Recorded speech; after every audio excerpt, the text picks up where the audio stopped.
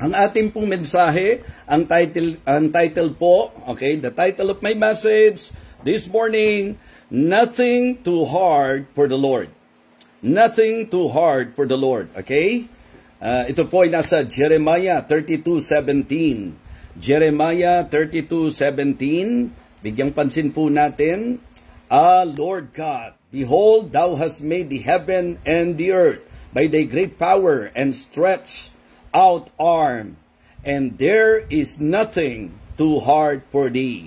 Again, for the second time, Lord God, behold, thou hast made the heaven and the earth by thy great power and stretched out arm, and there is nothing too hard for thee. Nothing too hard for the Lord. Yan po ang ating mensahe. Let us pray.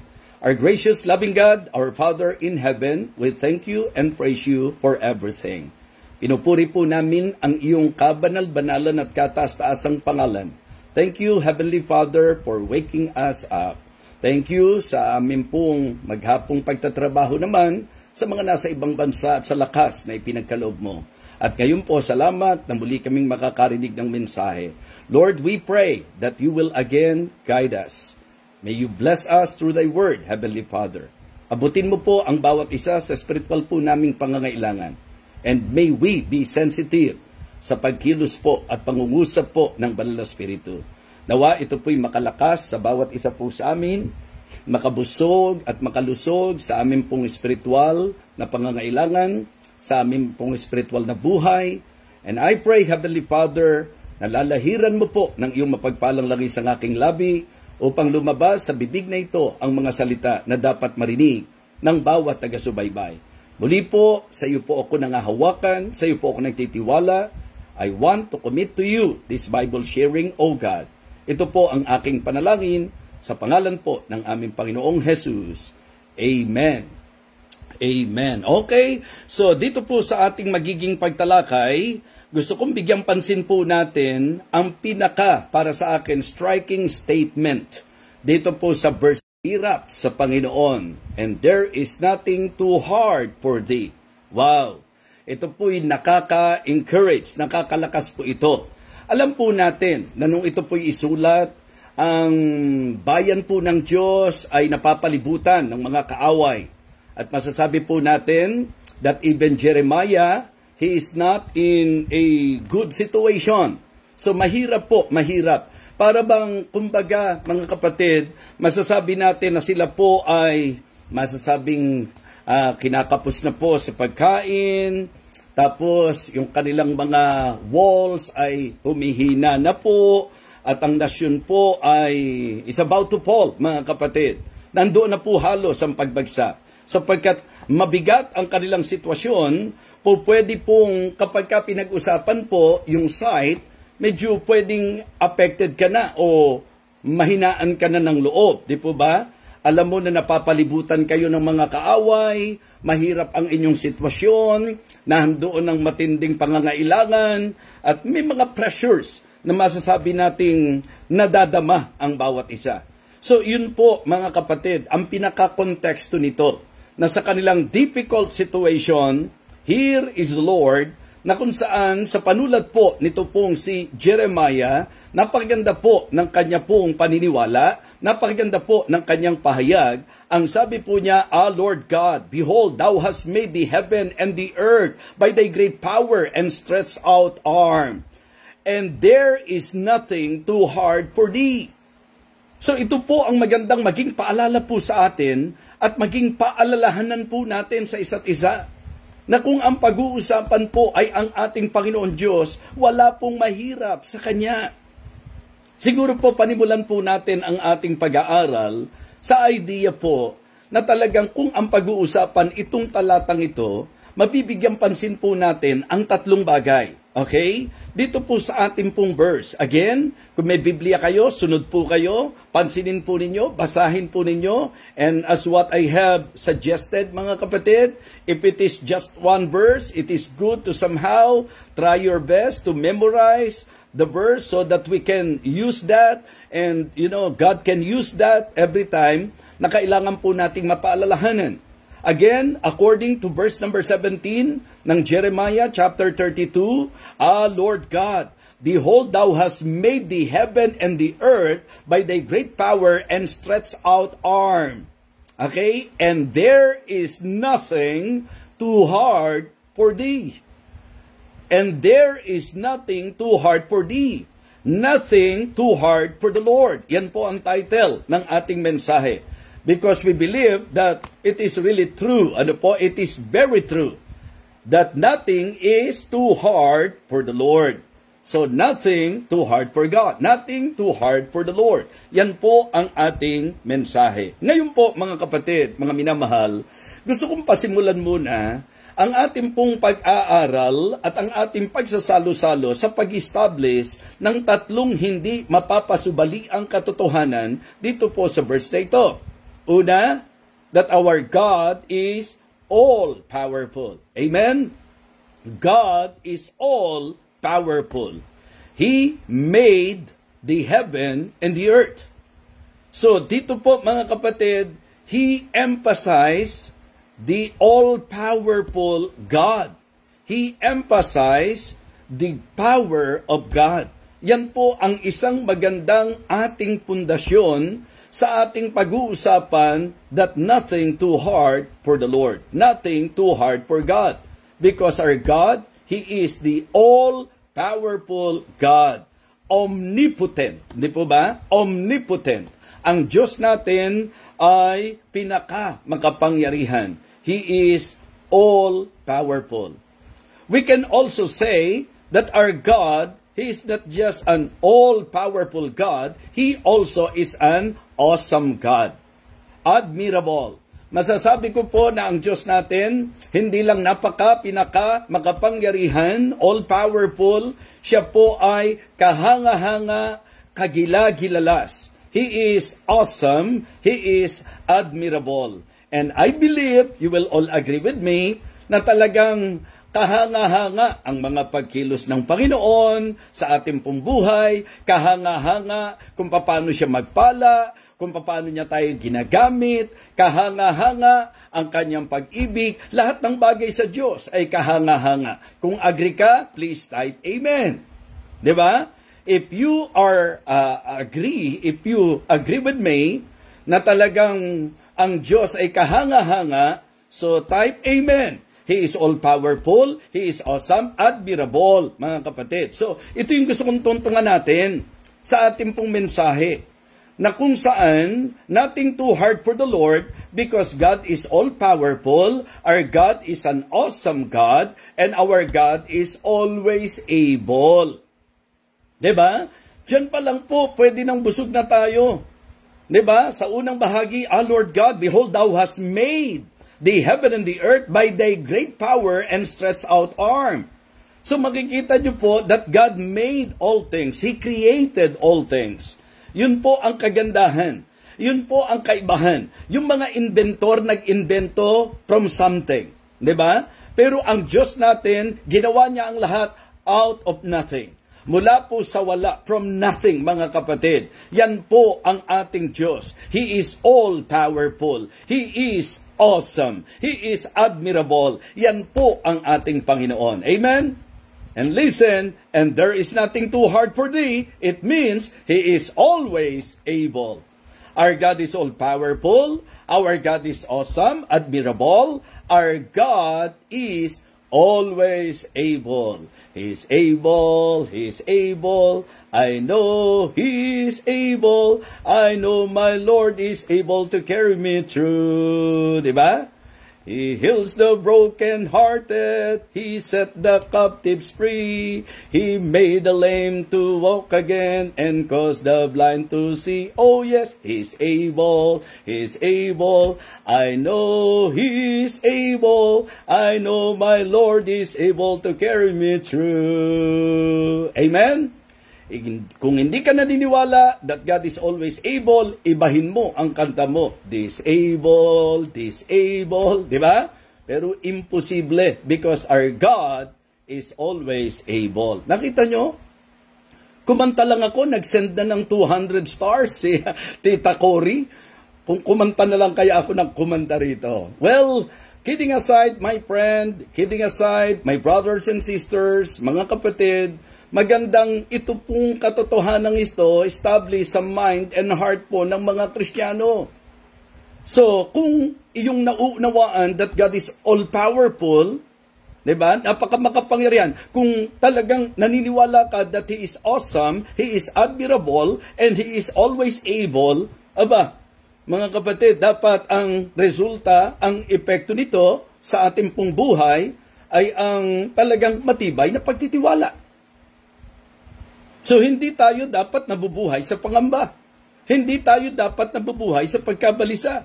Kung talagang naniniwala po tayo that our God is all-powerful, awesome, and always able, mga kapatid, dapat po, hindi po tayo darating doon sa punto na madadaig ng hina ng loob. Tatandaan niyo po ito, ang ikinahihina kasi lagi ng loob natin, pagka ang nakikita natin, yung kakayahan natin. Diba? Pagka po ang iisipin natin, syempre, pag tumingin ka sa sarili mo, pag tumingin ka sa tao o sa kahit kanino pa man, limitasyon ang tiyak na makikita mo. Sapagkat ang lahat po ay may limitasyon. Pero kapag ka naging ugali at gawi po natin na ang ating pong pananaw ay nasa Diyos, sa magagawa ng Diyos, kung sino ang Diyos, mga kapatid, tutulong po yan para tumibay ang iyong pananampalataya. Malaking-malaki po ang itutulong ng pagtibay, paglago natin sa pananampalataya if we will learn to always focus our minds and our hearts sa ating pong Panginoon. Because if you will focus your attention sa ating Panginoon, ang ating pong marirealize, He is all-powerful, He is awesome, admirable, and always able. Subukan po natin, bago po tayo mag-proceed sa ating pong mensahe, subukan muna po nating mag-evaluate. Somehow, parang subukan nating i-refresh sa ating mind yung ating pong mga nakaraan, yung mga ating pinagdaanan, kung paano tayo nakatawid, kung paano po tayo nakasurvive, kung paano po tayo sinustain ng Panginoon, kung paano nag-supply ang Diyos sa atin, kung paano ipinangon po tayo ng Diyos, kung paano naging achiever po tayo sa lahat ng mga karanasan po natin sa buhay. I-analyze po ninyo. Try to evaluate, mga kapatid. Hindi ba lahat ng yan dapat dalhin tayo sa talagang tibay ng ating pong pinag-aaralan ngayon that our God is really all-powerful, that our God really is an awesome God, and He is always able. Maraming bagay po na kung ang tiningnan ko po sarili ko, mga kapatid, sobrang limitado. Hindi ko po mai-imagine na ang katulad ko po magagamit ng Panginoon kung ang pinagbatayan ko po sarili ko, kakayahan ko, magagawa ko. Mga kapatid, mga minamahal, always put that in your mind. Laging paalalahanan po natin ang sarili natin na sa usapang buhay Kristiyano, hindi tayo to, Diyos po ito. At again, sa pinaka-background ng ating passage, just try to imagine, ang bayan ng Panginoon, sila po'y napapalibutan ng kaaway, enough na sa usapang tao, matakot ka, humina ang loob mo, at nandun kayo sa pagkakataon at panahon, na tila kakapusin na kayo ng mga pagkain, dumating na kayo doon sa point, ang pakiramdam nyo, pati yung tibay ng kapaligiran nyo, hindi na pwedeng panghawakan, mga kapatid. So, ganun kabigat po yung kanilang sitwasyon. Kaya talagang parang ang pakiramdam nila, wala na, nahandoon na po sila. Hinihintay na lang nila ang pagbagsak, mga kapatid. Andoon na po ang panghihina at ang lahat-lahat. Pero purihin ng Diyos. May talatang 17 na nagsabi pong, Lord God, behold, Thou hast made the heaven and the earth by Thy great power and outstretched hand, outstretched out arm. And there is nothing too hard for Thee. Yun po ang maganda sa mga moment na tinatakot ka ng kaaway, sa mga moment na talagang maraming pressure sa buhay, sa mga moment na talagang parang, alam nyo po, yung helpless ang pakiramdam mo. Maalala mo sana na merong all-powerful God, na merong awesome God, na merong always able God, and nothing is too hard for the Lord. Amen? Walang bagay na mahirap sa Kanya. Wala kang sitwasyon na hindi niya kayang tulungan ka. Wala kang problema na hindi niya kayang solusyonan. Walang bigat na hindi niya kayang buhatin, mga kapatid. Napakaganda po na ang mensaheng ito'y magpaalala po sa bawat isa sa atin upang tayo po'y mapalakas. Mga kapatid, there is absolutely nothing too hard for the Lord. Diba? Not your past. Number one, not your past. Ano man ang nakaraan mo, ano man ang buhay mo, ano man ang pinagdaanan mo, ano man ang past mo, hindi mahirap sa Diyos yan, mga kapatid. So there is absolutely nothing too hard for the Lord. Not your past, brethren. Not your past, brothers and sisters. Wala po tayong po pwedeng katakutan. Maging ang ating nakaraan, maging sa ating nakaraan. Walang mahirap sa Panginoon. Kaya ng Diyos na ikaw ay hanguin sa kung anumang buhay na pinagdaanan mo. Kaya kang ibangon ng Diyos mula sa nakaraan mo. Kabiguan man yan, sakit man yan, anumang atake ng kaawayan, anumang gulo ng buhay na naranasan mo, hindi mahirap sa Panginoon na maiayos ang lahat. Nothing is too hard for the Lord. Amen? Walang mahirap sa Panginoon. Mga kapatid, mga minamahal, not your pain, not your past, not your pain. Okay? Marahil presently, meron tayong mga emotional pain, di po ba? Physical pain. Yun po, marahil mga masasakit na naranasan, masasakit na nagawa ng tao sa iyo. Importante po na ngayong sandaling ito, sa pakikinig natin, ma-realize natin, mahirap ba para sa Diyos na talagang tulungan ka na mais yung pain na nararamdaman mo? Sabi ko nga po, hindi naman sa Biblia, hindi naman ipinakita na ang basis lang yung pagalingin ka. Ang pinakamatindi po doon, yung biyayaan ka ng Panginoon na kahit may sakit ka, bagamat huwag mawawala ang tiwala mo na ang Diyos natin able na pagalingin ka sa kanyang kalooban. You just need to trust Him and to completely rely on Him sa kanyang kapangyarihan, sa lahat-lahat, mga kapatid. So napakaganda na mabigyang pansin po natin that God, according dito sa message po natin na tinatalakay na akin pong binibigyan din sa inyo, na ito yung gusto kong pumasok sa isip natin, walang mahirap sa Panginoon. Kahit ang past mo, hindi mahirap sa Panginoon yan. Yung pain mo, if you are presently experiencing pain because of your illness, maring sa sakit mo, mga kapatid, mga minamahal, sabi ko nga, minsan nakausap ko po sa Batangas, yung isa po sa kapatid natin, not to mention her name. Talagang blessed na blessed ako. Pag nakikita nyo po, sa pagkakaalam ko po, talagang medyo stage 4, yung kanyang naging cancer. Mga kapatid, pag nakita nyo siya, kasi nung moment na yon, talagang naturally, being human, ida-down talaga yung spirit mo. So talagang nung punto na yon, parang gumuho ang maraming bagay sa kanila.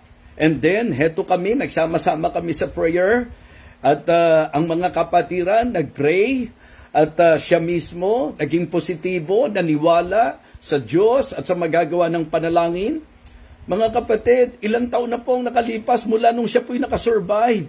And nung kasal po ni Sister Melody, nung kasal po nila, mga kapatid, alam nyo po, talagang hindi ko napigil na lapitan siya. Kasi na-overwhelm po ako sa ginawa ng Panginoon sa kanya. Ni bakas ng cancer. Hindi niyo po mababakas sa kanya. Isa po siya sa pinakamasigla. Isa po siya sa pinakamasaya. Grabe po ang naging pagkapit niya sa Panginoon. Grabe po ang naging panalangin ng mga kapatiran. At yun po'y manifestation na kung saan, mga kapatid, ang Diyos natin all-powerful, admirable, awesome talaga, and always able. Kaya sabi ko, nilapitan ko po silang mag-asawa, and I told them, malinaw ang mensahe ng Panginoon na talagang kaya ka nakasurvive.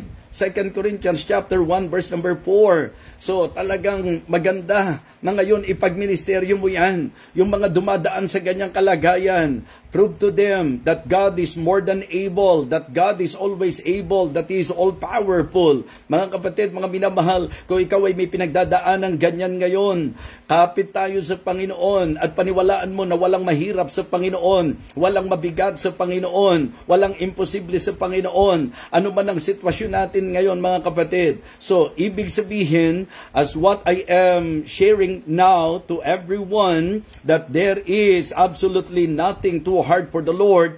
Not your past, mga kapatid, not your pains, even yung emotional pain. Minsan po, masyado tayong naglalagay at nagtatanim sa puso ng mga nagawa ng kapwa natin sa atin. Mahirap ba para sa Diyos yan? Na yung damdamin mo, kalmahin niya. Mga kapatid, mga minamahal, blessing po sa atin na may Diyos na ang sabi nga, He healed the broken-hearted. Di ba? So, kaya po niyang pagalingin ang sakit ng ating mga puso. Yes, sakit sa puso at sakit ng ating mga puso.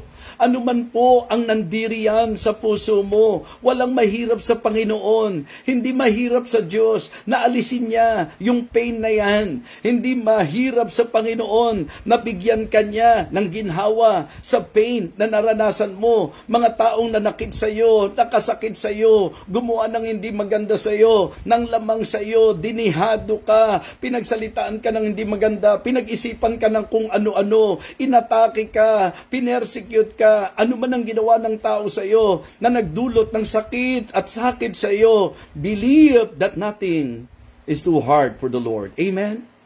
Not your past, not your pains, not your pressures. Sasabihin natin, ang dami kong problems, ang tindi ng pressure sa buhay ko. Kung magtitiwala ka lang, yung pressure na yan, magiging pleasure yan. Amen? That is exactly what happened to Paul. Diba? Nung siya po ay matinding, nakakaramdam ng sakit, ng pain, at talagang matinding pressure sapagkat hindi siya tinatantanan ni Satanas. Actually po, just for you to understand, just for you to know, to have an awareness that in the life of the Apostle Paul, tayo po'y hanga sa kanya, tayo po'y na-bless sa kanya, napakagandang tularan, but in his life, we cannot deny the fact that he experienced so many attacks of the devil, but despite of all the attacks of the devil, makikita nyo po that he stood up for God and napatunayan na talagang pag-Diyos, walang mahirap. Nakaya lahat ni Pablo. Sige po, isipin nyo po ito bilang typical na tao. Kung napag-aralan nyo na po yung life of Paul, I am encouraging everyone, kung meron kayong magandang panahon at pagkakataon, diba? Kasi bantad po tayo. Napag-aralan po natin yung life of Christ. At tayo po, lagit-lagi, napag-aaralan, natatalakay po natin yan. Now, doon naman po sa mga naging lingkod niya, sa mga servants ni Jesus Christ, ng ating Panginoon. Isa sa talagang undeniably fruitful servant of the Lord is the Apostle Paul. And then, try to study his life. Makikita nyo po na pag dumating kayo doon sa mga sufferings, mga kapatid, pag pinag-aralan nyo po ang lahat ng sufferings na naranasan ni Apostol Pablo, mahihiya po tayo na yung sinasabi nating suffering na naranasan natin, parang ang isip natin tumigil na, mag-quit na, umayaw na, sumuko na. Mahihiya po tayo, mga kapatid. Pero alam nyo po, lahat ng yon, kiniklaim ni Paul that it is because of God. Because of the enabling grace of God. Remember? Diba? That is exactly what he is saying. Diba? That is actually what he claimed. The grace, the enabling grace of God. Ang sabi niya, but by the grace of God, I am what I am. Sa usapang service, grace of God. Sa usapang survival, grace of God. Sa usapan pong success, grace of God. Everything in the life of the Apostle Paul, according to his claim, it is the grace of God. Why? Because nothing is too hard for the Lord. If we will learn to trust Him. So kaya yung mga nakaka-pressure sa iyo ngayon, pressure lang yan habang ikaw ang nagdadala. Pressure po yan habang tayo po ay nag-iisip. At talagang pilit natin pong dinadala sa isip natin yan. Pero pagka inilagak na natin sa Panginoon yan, pagka nagtiwala tayo sa Diyos na meron tayo, that nothing is too hard for Him, nothing is too hard for the Lord, then doon tayo magagaangan. Mga kapatid, di ba? Wala pong mahirap sa Panginoon. Not your past. Diba? Not your pains, not your problems, your pressures. No, Not your problems, not your pressures. Kung papayagan mo, walang mahirap sa Panginoon, mga kapatid. Kailangan mo lang ng lubos na pagtitiwala sa Kanya. Yun po ang kinakailangan po natin. Mga kapatid, kahit na po sa usaping prayers, di ba? So, there is absolutely nothing too hard for the Lord, not your prayers. Di ba, maaaring sinasabi natin, yung mga prayer natin, minsan dumarating na doon sa point, parang gusto mo nang tumigil sa prayer eh. Bakit? Mahirap ba para sa Diyos na sagutin yan? Basta may kumpiyansa kang kalooban ng Diyos, mga kapatid. Pwede mo nang ano po yan. Kumbaga sa termino natin, good as cash po yan. Di ba? Pag nagka-campaign po tayo sa church, ano sinasabi ko? Like for example, anniversary. Huwag kayong magpe-pledge lang. Pagka kayo po ay nagbigay pansin sa campaign natin, hindi kayo obligado. Wala tayong pilitan, kaya gusto kong malaman nyo lang na pagka po yan, i-commit nyo, good as cash po yan. Kukwentahin po natin yan para sa mga expenses sa ating pong anniversary. Dahil hindi naman natin pinapractice ang sapilitang pagbibigay sa church, hindi ka dapat ma-pressure.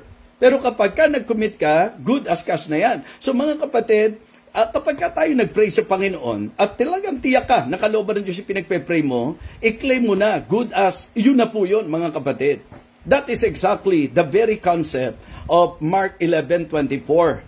Diba? Ano man yung desire natin, when ye pray, believe that ye shall receive them, and ye shall have them. So, yun po, dapat yung level na yun, ma-reach natin. Pero kahit yung panalangin mo, walang mahirap sa Panginoon. Wala po, hindi mahirap sa Diyos yung hinihingi mo. Hindi mahirap sa Diyos yung pinagpe-pray mo. Believe. Diba? Trust Him completely. Panghawakan natin. Kaya po, mga kapatid, pinag-aralan po natin ngayon that nothing too hard for the Lord. Diba? Nothing is too hard for the Lord. Not your past. Minsan kasi pinahirapan ka ng nakaraan mo eh. Wag! Kaya ng Diyos.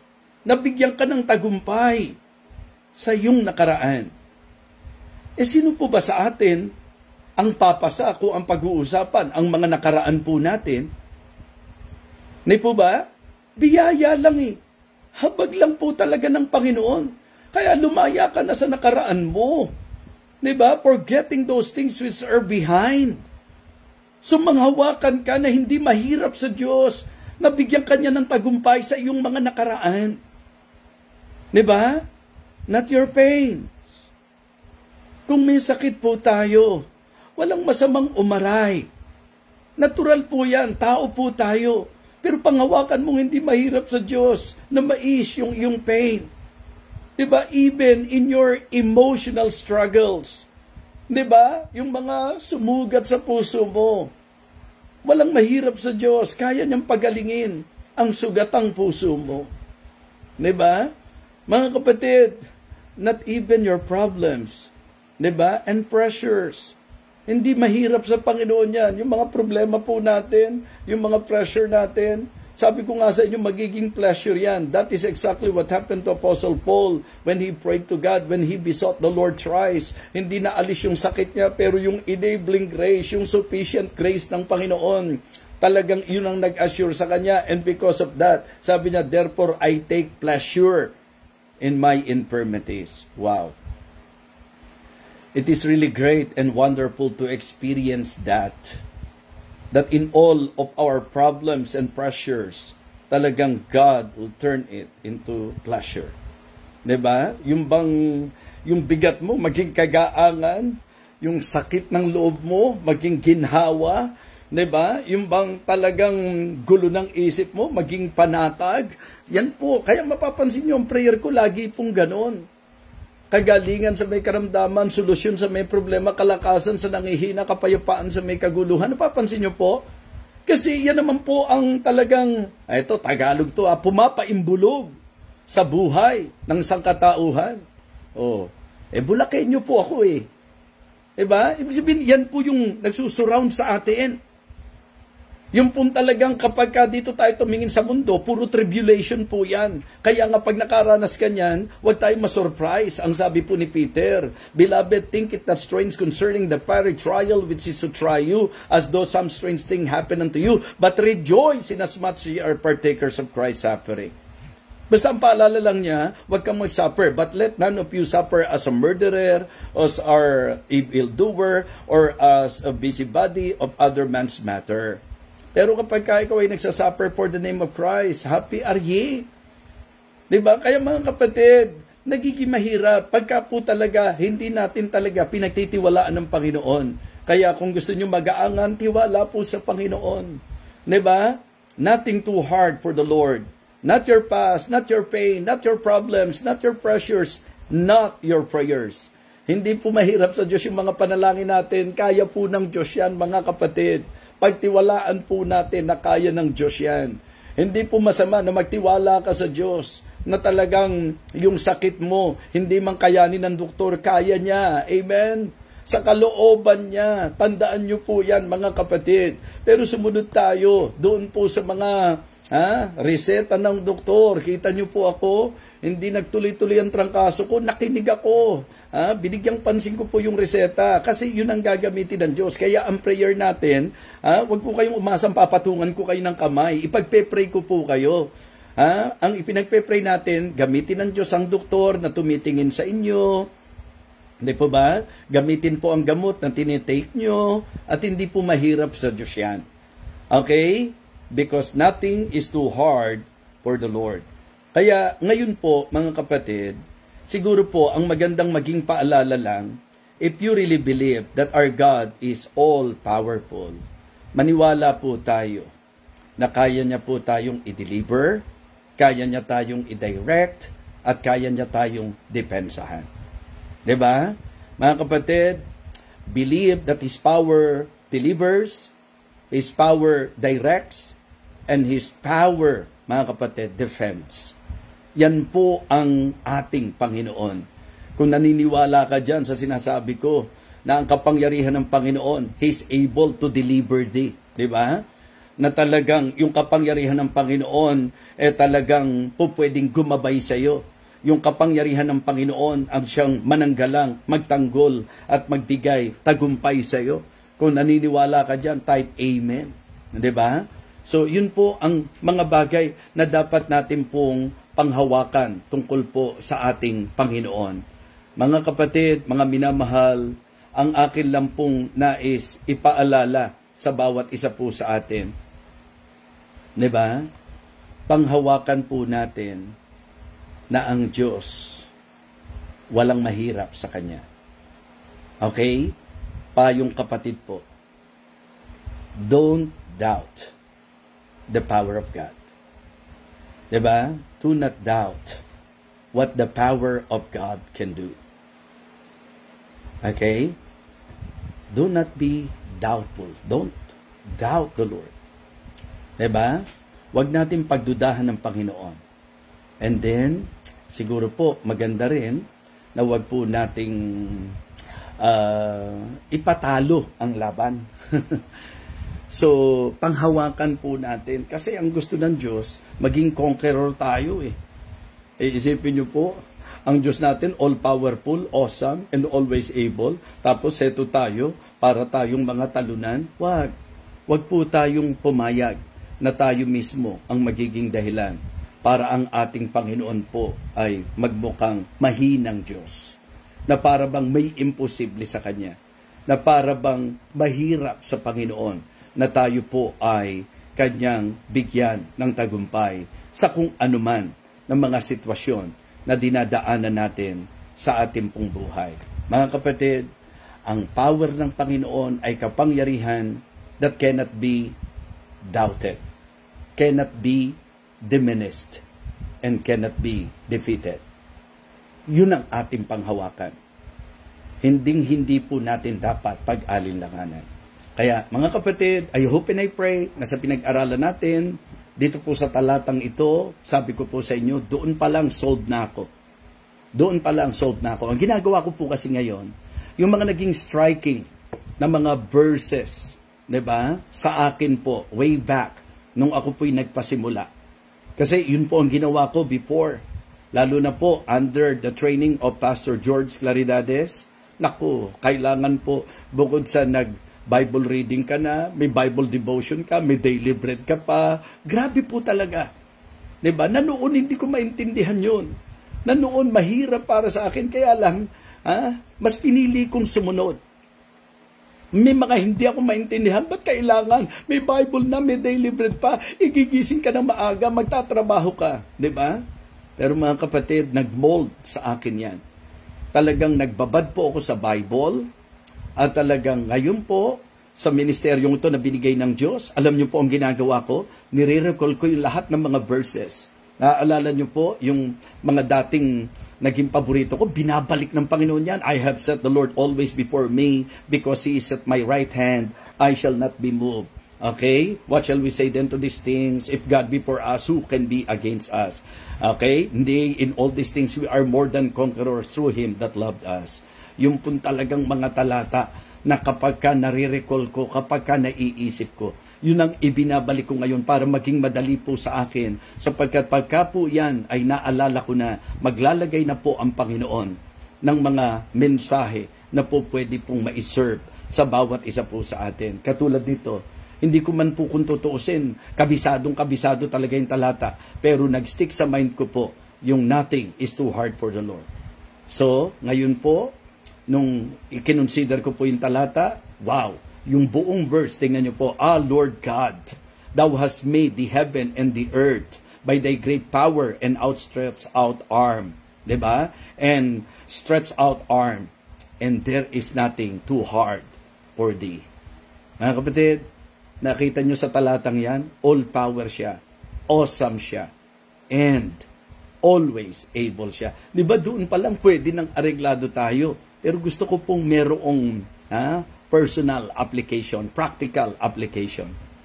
Kaya ipinaunawa ko po sa inyo na talagang absolutely walang mahirap sa Diyos. Not your past, not your pains, not your problems and pressures, not your prayers. Walang mahirap sa Panginoon. So mga kapatid, make sure na tayo po sa usapang kapangyarihan ng Diyos, kung talagang naniniwala tayo, panghawakan natin na ang kapangyarihan ng Diyos is a power that cannot be doubted, cannot be diminished, and cannot be defeated. Yan po ang ating Panginoon. Sana po, ngayong umaga, hindi lang tayo nabusog, kundi tayo po'y lumusog at talagang patuloy sa ating pong paglago bilang mga mananampalataya. Laban lang, mga kapatid. Ang Diyos ang kakampi natin. Ang Diyos ang nasa panig natin. Ano man ang atake ni Satanas sa iyo, laban lang. Because our God is all-powerful, awesome, and always able. Let us pray. Our gracious, loving Father, we again would like to thank you and praise you because you are indeed an awesome God. You are all-powerful and always able. Thank you, Lord, sapagkat napatunayan na po namin yan sa aming mga buhay at aming pong pinangahawakan na talagang sa pagpapatuloy po namin, ikaw po ang aming sandigan. Kaya patawarin mo po kami sa mga panahon na kami po ay nag-alinlangan, sa panganahon na kami po ay nagdalawang isip, at ang aking pong panalangin, nakatulong po nawa ang message na ito para ang bawat isa po ay patuloy na manghawakan sa iyo. Lord, thank you for reminding us this morning through your words. Bless us, O Lord, we pray. In Christ's most precious name. Amen. Amen. Okay, purihin po ang Panginoon. Tayo po ay nakapagbigay pansin na naman sa humigit kumulang 1 oras ng pagsasalo-salo sa kanyang salita. At ang inyong pong lingkod ay nagtitiwala na ito po ay nakatutulong at ginagamit ng Panginoon upang tayo po ay matugunan sa ating pong spiritual ding pangangailangan. Kaya po, mga kapatid, ang ating pong mga pinag-aaralan ay sa puso ng bawat isa at nais ko po na talagang i-encourage kayo, especially kung kayo po'y members ng mga local Baptist churches. Wednesday po ngayon, prayer meeting po. Maliban na lang sa mga Thursday, ang prayer meeting.